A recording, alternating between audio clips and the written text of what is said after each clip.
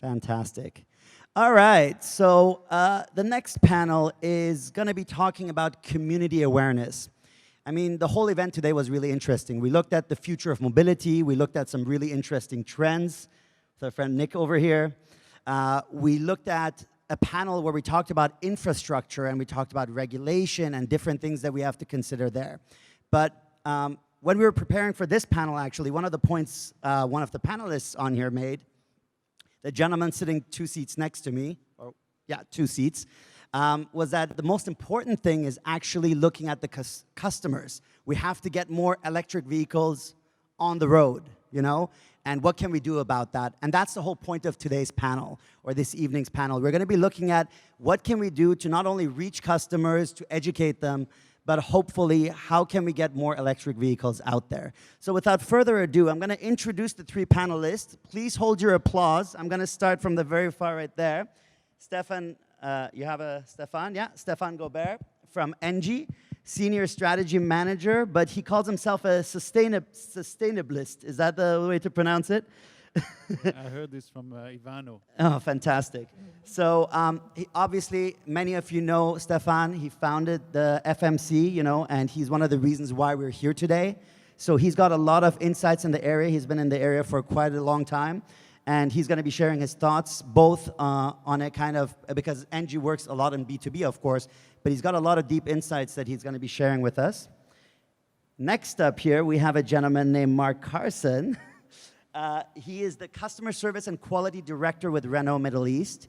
He's been dealing with EVs and how to get the product out there well before people were talking about EVs, you know? So he's got a lot of expertise in that matter. And I've had the privilege of seeing him speak a couple of times now, and he really knows his stuff when it comes to this. And finally, this fine gentleman next to me here is Kyle Weber. He's from EVERA. Basically, you guys are a bunch of engineers doing cool stuff, you know? I love it. Raising awareness around EVs, doing interesting projects, and working a lot, you know, whether it's road trips, test drives. Definitely follow them on social media. They're doing some cool stuff there. So please give these 3 lovely panelists a warm round of applause. Wow. You know, that's quite a feat because they're holding their plates and their glasses and trying to manage that whole thing. Fantastic. That was great. Okay, so we talked about the customer. Why don't we just jump right into it, you know? So how is the customer of today and the customer of tomorrow, how are they different than the customer of 5, 10 years ago? And what do we need to know about that? So I think one of the things that Nick mentioned is that we've got a lot of people who don't want to own cars anymore. So we're seeing mobility as a service being a much bigger thing now. Obviously with Kareem, with Uber. So now we're focusing another area also that probably Mark can tell you more about is that people are more eco-conscious and aware now. So they want to make sure that their carbon footprint, the kind of car they're driving, this is all going to be useful for our environment, and it's a long-term solution, not just something that we can, you know, go to the dealership, grab a car, you know, head out and, you know, not even worry about what you're doing to the environment. So, yeah. Well, Mark, you deal with a network of dealers and partners that are dealing with customers. What are your thoughts on that? I think you have to look today. If you take technology today and where we actually are today, and as Nick said earlier about the future, even as manufacturers today, we can't predict the future. Things are changing so fast, and if we look in the last 3 to 4 years, there is such a rapid rise in technology, connected cars, services. The automotive industry is going through one radical change, and the way we do our business will totally change. We all know this. At the same time, the customer changes. If I take probably 5 years ago, when you went to buy a car 5 years ago, you probably went to the showroom 3 or 4 times before you made your decision. Today, 1.2 visits to the showroom because the customer knows much more about the vehicle. He doesn't want the inconvenience of keep going back. He does his research online, and that online, he'll purchase online now. So everything is changing. And as I said, even for us, we look at it today. Connected services. our business will be totally different. We will have different partners. We will sell different services. Everything is changing for automotive. So, and it's the same for electric vehicle. Electric vehicle, autonomous vehicle, it will be a tool to other things. But automotive manufacturers know today is that they have to change to be able to continue to exist in business in line with the change of technology, apps, and everything else. Looking at it a little bit more from a personal values and how today's customer cares more about sustainability and also transparency in the brands they work with. Stephan, do you see any new trends emerging with the customers of today? You mean the change in the behavior in What they're looking at and what they're considering?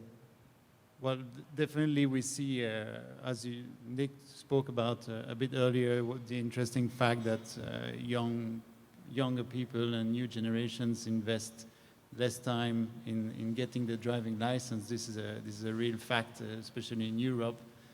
Mobility is getting more fluid for us, our generation. The real freedom was the moment you could get your driving license. You could get it only at 18 years old, but at 17 you keep nagging because you need your freedom. So I think they're not really, the new generation are less looking into that. They're more looking into seamless means of transportation. And once this hit the ground in cities like Dubai, people from our generation will change also their habits. So we truly believe that transport as a service will have great impact on people and customers' choices. That's something ENGIE is investing in.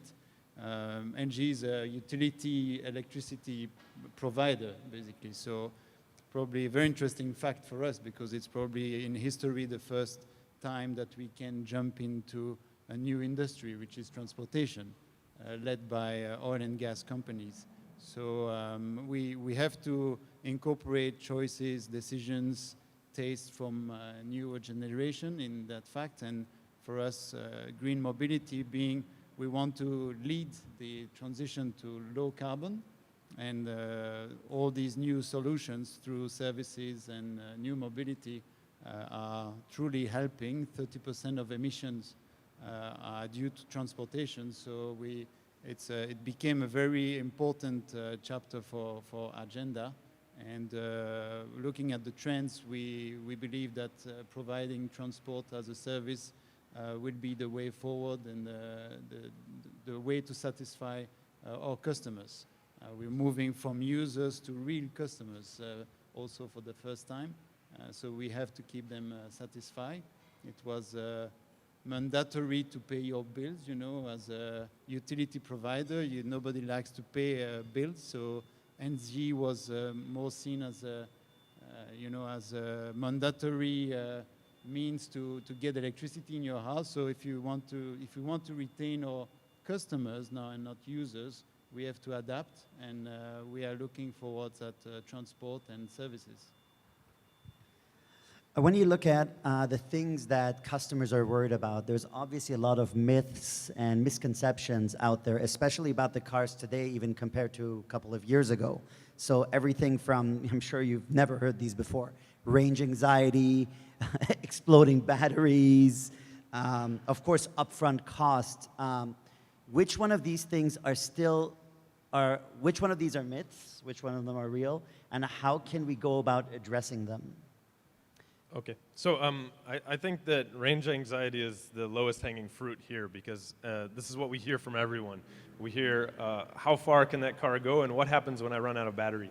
So what we've done to try to address this problem is we'll bring a lot of people on our EV expeditions, where we bring people, we put them in cars, we do a sustainability tour for 2 days. Actually, we're leaving tomorrow for a 2-day tour through the Northern Emirates.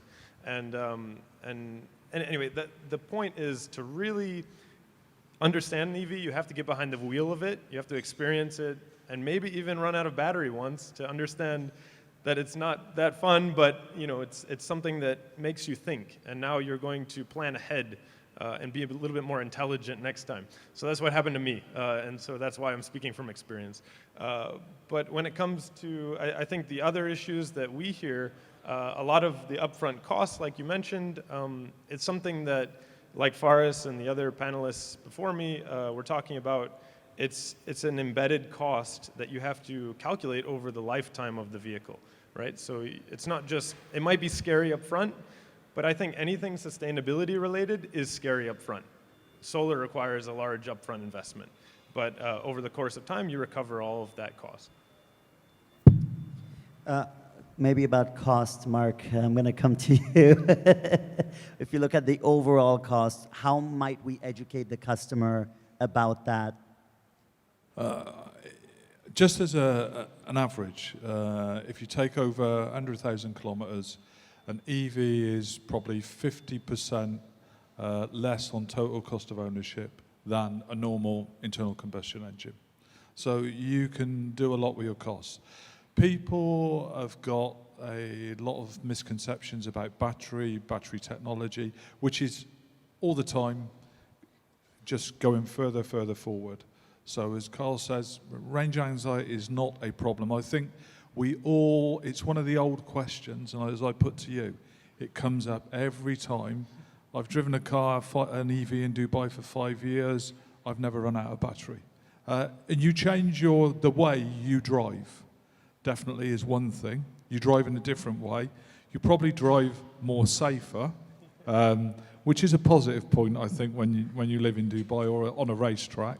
From that point of view, but definitely the cost is the reduction. Now, a lot of people talk about the battery cost, and that's one of the areas that today is dropping. Lithium-ion is dropping on the cost, the technology is changing, it's to do with the chemistry, how we've increased the range, and the cost, I think, of the IC and an actual EV will be comparatively the same by around about 2023, 24. We know that. Today an EV is more expensive. Yes, but the total cost of ownership is less. But by that time, you will find that the cars will be basically the same in price, and your total cost of ownership will pay you a lot more benefits then, and battery costs will reduce from there. Okay. I think also to jump in on the mindset is if we just go back to all the technologies, when we own our first smartphones or mobile phones, we all ran out of battery because we didn't have that mindset that you have to charge it at night, and you charge it at the office, so it works in between. So it's going to happen to all of us, but once we start thinking differently, it will just be normal, the usual. Okay. Now, we talked about from an infrastructure regulation standpoint, what can be done in the previous panel. Looking at it now in terms of what we can do in terms of both public sector, but especially private sector entities. What are some things, maybe Stephan, I'll start with you. What are some things the private sector can do to both encourage the adoption and push forward the adoption of this? Yeah, so we were talking about users. That's the purpose of this panel. There are many users among ourselves as corporations, company owners. So it is for us at ENGIE, for example, it's something that we are developing. If we are looking at transportation as a service, I think we have our own employees, we have our customers to serve. So the first thing we are really trying to tackle is to greenify the fleet. It's something that we can all do if we are really concerned about environment and also economically. This is very sustainable to start to change our fleet towards green, and we're talking today about electric vehicles, but it can be for tomorrow hydrogen or gas. If we're looking at alternatives, it is our role as a corporate to give the experience. You can start with a couple of vehicles, for example, in your fleet, so you can educate your own employees. And I think it's a trend that is coming around. The last mile deliveries, if they are changing into electric, you'll be glad probably to pay a couple of dirhams extra if you get your deliver your delivery with an electric scooter, for example. If economically it's not yet viable, it will be very soon. I think the only rational and economical choice in a couple of years will be to go for electric vehicles.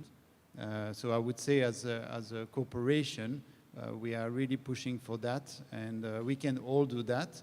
There are companies making business models out of this, going to EV fleet transformation. So you don't have to have your own CapEx engaged. You can ask companies to bring the CapEx to invest for you, so you keep your money for your real business, for what you have to do, for what you know, and you move on to a service, a kind of leasing agreement, where all of a sudden you have changed your combustion engine cars for electric cars. I think as a private sector, this is something we should aim at. Those business models will come. That's the magic when innovation crosses new business model. We will see that is happening.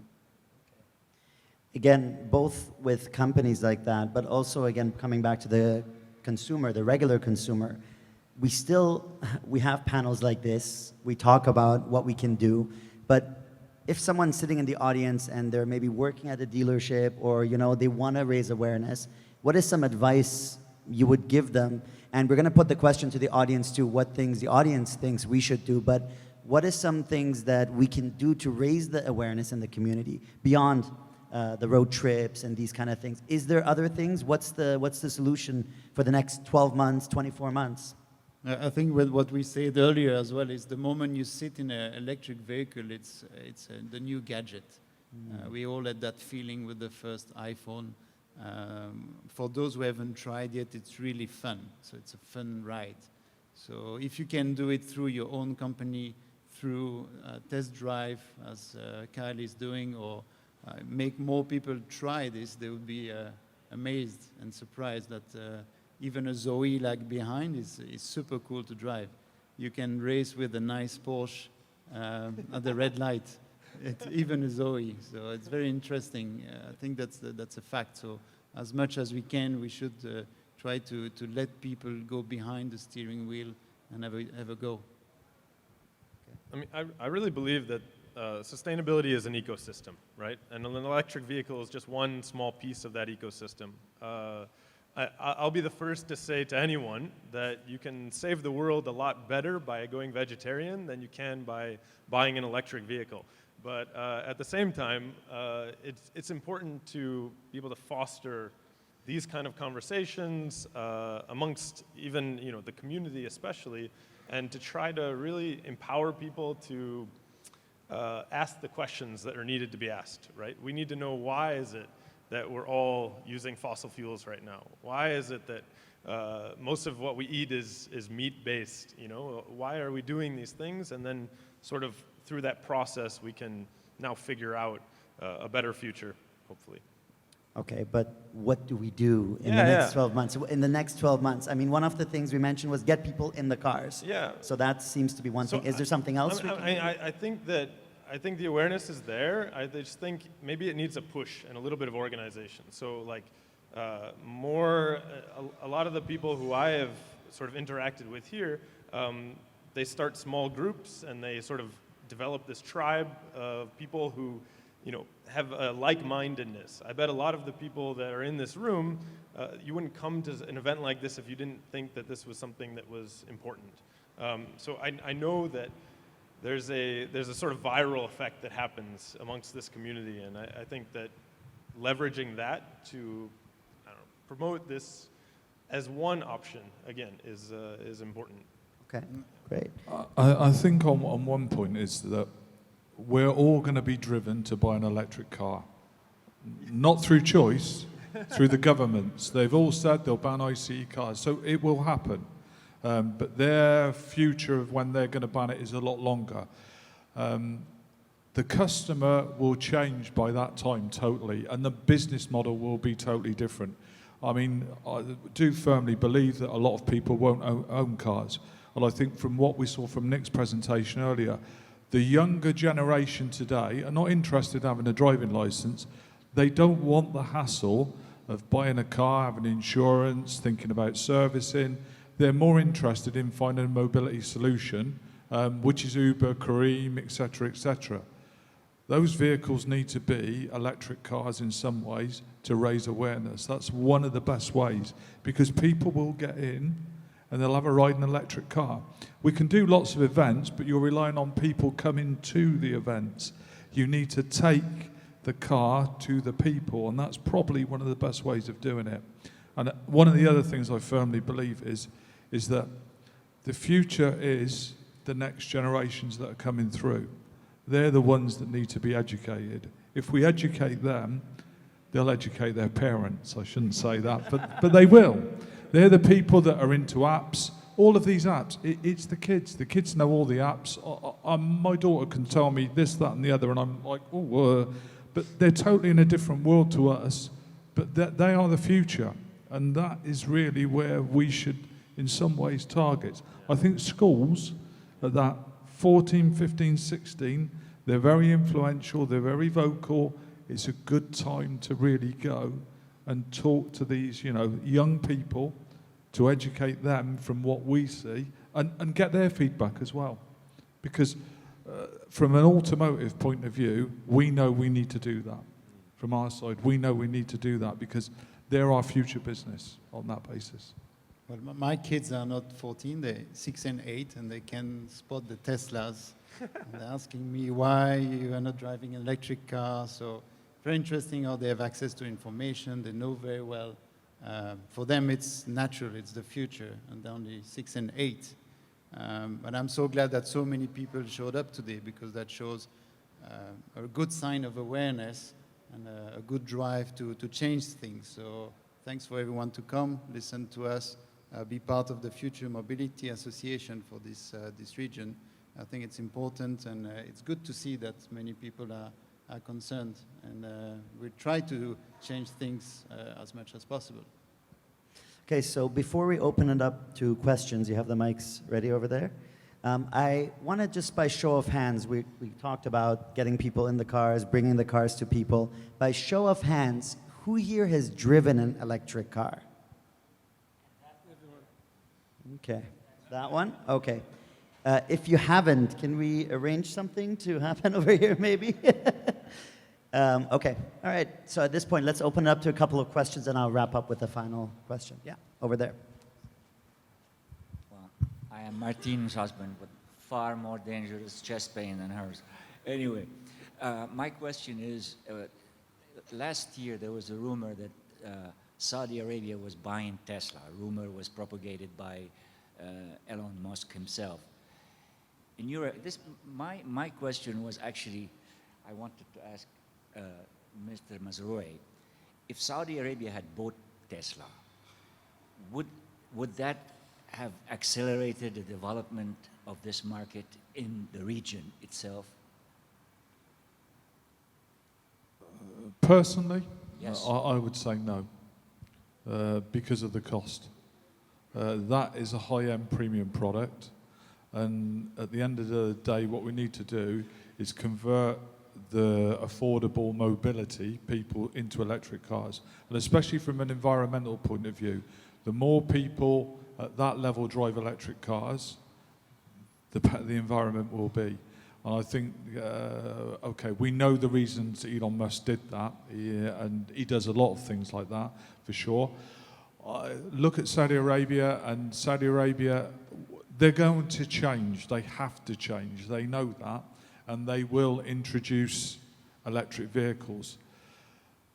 The interesting point will be, will the culture adapt and adopt electric vehicles? Because that is a culture that is used to petrol. They're not particularly interested in the environment. Will that adapt and adopt? That would be my question. And I'm, at this point in time, I don't think it will generally. But I think there is a shift. And again, the shift, and I think we all seen this, is more of the youth that will push the shift, what we've seen in Saudi Arabia. So it could But I think at the moment, really, Dubai has made the statement and Dubai has pushed. And others are trying to push. I know Oman is trying to push. There's talk in Qatar for the World Cup is trying to push. And we know from our partners in other parts of the Middle East, everyone is trying to push. Jordan, Egypt. Egypt is a very interesting market. And I don't know, do you realize how many actual charging stations there are in Egypt? There are. Go on.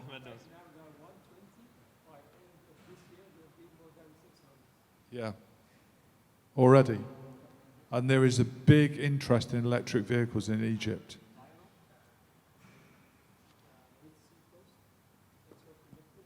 In case you didn't hear Ahmed, he said 120 and by the end of the year 600.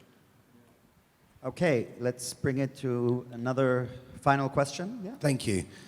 I'm Adam from One Moto, and we're launching the UAE's first electric motorcycles, and with the intent to disrupt the delivery market initially. So my question comes from an advice from you guys. If you look at the awareness that you were mentioning earlier, how would you penetrate the delivery food logistics market with or for them to embrace electric vehicles or ideally electric motorcycles? So I can actually answer this question. So I was looking into that market 2 years ago. The problem that we were facing was that people were seeing electric motorcycles as more of a toy. So something to say, yes, I've done my sustainability duty. I have 1 or 10 electric motorcycles. But the unfortunate reality was that the type of motorcycles that would compete on a price basis, because right now the motorcycles, as you I'm sure know, are very cheap. So 500 dirhams, you can rent a motorcycle for a month from Easy Lease, and obviously there's petrol costs and maintenance costs. But for an electric motorcycle to compete, it really takes something that is very durable for this environment and can go the speeds that the delivery drivers go, which is very fast, and the range is also an issue. So, I mean, it's such an issue, I would say, that at one point we even built a motorcycle out of frustration. It has capacitors instead of a lithium battery because we thought it could deal with the heat better. It can be fast charged from one of the 15 fast DC chargers in Dubai, and in 4 minutes you can get 100 kilometers of range, potentially. In reality, it was a lot more difficult. So anyways, it's a great question, and I think it's something that is a low-hanging fruit that should be addressed. It's a little bit hard to make the finances work. But obviously, if you're in it, I'm sure you know that there's a way. Yeah. Any other advice from the panelists on that for the gentleman? Maybe Stephan? We saw exactly the same process when Uber came with the electric drivers. So Teslas and Karim as well. So at the beginning, they entered the market for the passionate people, the interested people. They would pay more for that kind of service to make it viable for your business model.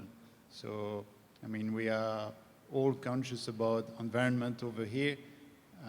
We're all going for the choice with no cutlery, for example, with no straws.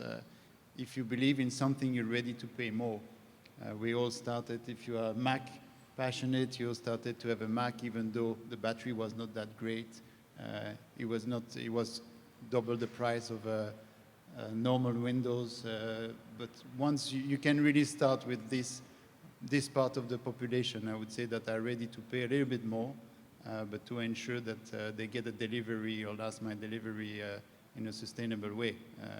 I'm sure, and by the time this is you have entered the market, then probably it would become economically viable and comparable. Okay.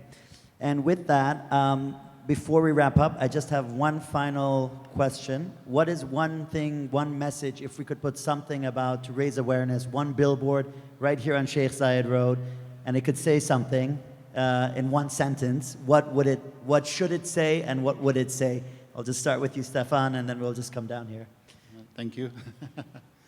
I would say if you were planning to buy a new car today or in the very short future, and you were planning to enter a showroom and go for petrol cars, I would say think twice. So my wording would be if you're planning to buy a new car, think about electric, because in a very short time, it will be the only rational and economic choice to make. You don't want to end up with... Oh, wait. One billboard, right? So if you plan to buy a new car, think about Electric. ICE twice and go for electric. Perfect. Mark.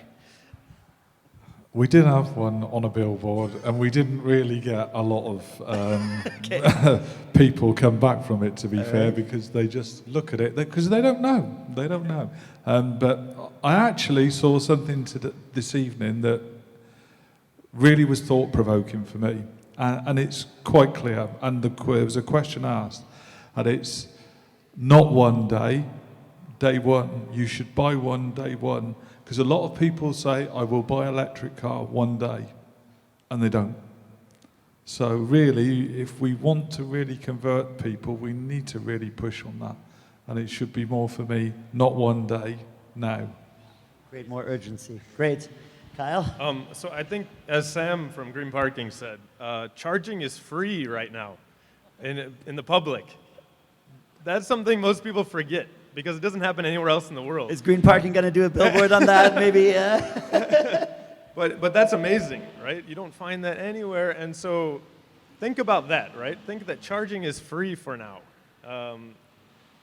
We'll make the for now small, though, right? Yeah, Charging is free for now. Is it 6 months, or have we got 6 months left? I think it's, is it 6 months? It's the end of the year, was it? Extending it. Fantastic, fantastic. Okay, and with that, I would like to... Sorry. Yeah. One more billboard? No. Okay. Even though we were saying some people were saying we missed the noise, but for tonight, if it was an electric showroom, it would be amazing. But have no noise at all. Fantastic. With that, I would like to thank everyone here for joining us on this panel. Please give a big round of applause to the panelists. And I'll hand it back to you, Ahmed.